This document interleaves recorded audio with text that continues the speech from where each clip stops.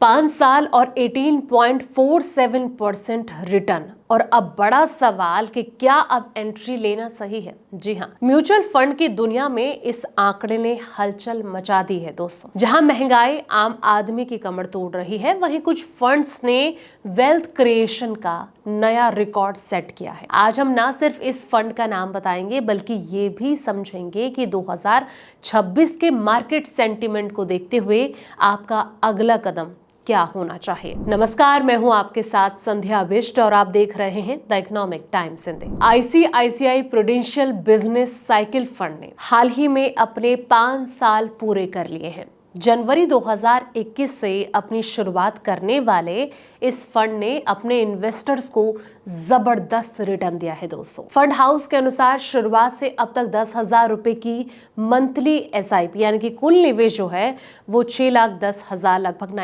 9.74 लाख रुपए में तब्दील हो गई।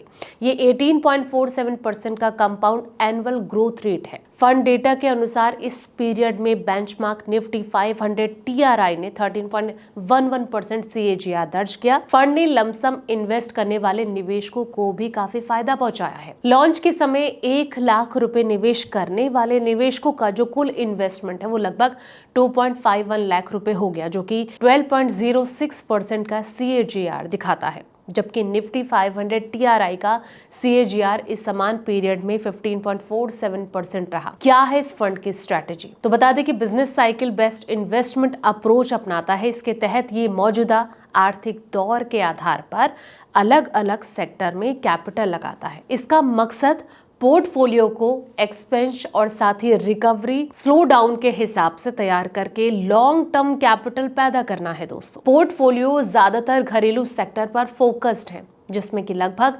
80% एसेट को बेहतर होती आर्थिक जो इक्विटी है, इससे फायदा होने की उम्मीद है। इसका सबसे ज्यादा एलोकेशन जो है फाइनेंशियल में है। इसके अलावा फंड ने ऑटोमोबाइल हो गया, कंस्ट्रक्शन और चुने हुए जो इंडस्ट्रियल सेक्टर हैं, इस पर भी दांव खेला है। फंड बदलती माइक्रो इकोनॉमी कंडीशन के हिसाब से जो समय समय पर अपनी होर्डिंग्स है इसको रिव्यू करती रहती है। आईसीआईसीआई प्रूडेंशियल एएमसी के एग्जीक्यूटिव डायरेक्टर और chief investment officer S Naren का ये कहना है कि भारत की जो इकोनॉमी है इसका एक बड़ा हिस्सा नेचुरली साइकिल है और बिजनेस साइकिल के बदलने के साथ इक्विटी लीडरशिप भी बदलती है। हमारा जो फोकस है वो ये समझने पर है कि इकोनॉमी कहाँ है और अगले 3 से 4 साल में सेक्टर एक्सपोजर को उसी हिसाब से अलाइन करना है। अब सवाल ये कि क्या आपको निवेश करना चाहिए या फिर नहीं, या फिर रुकना चाहिए। तो बता दें कि ये जो फंड उन लॉन्ग टर्म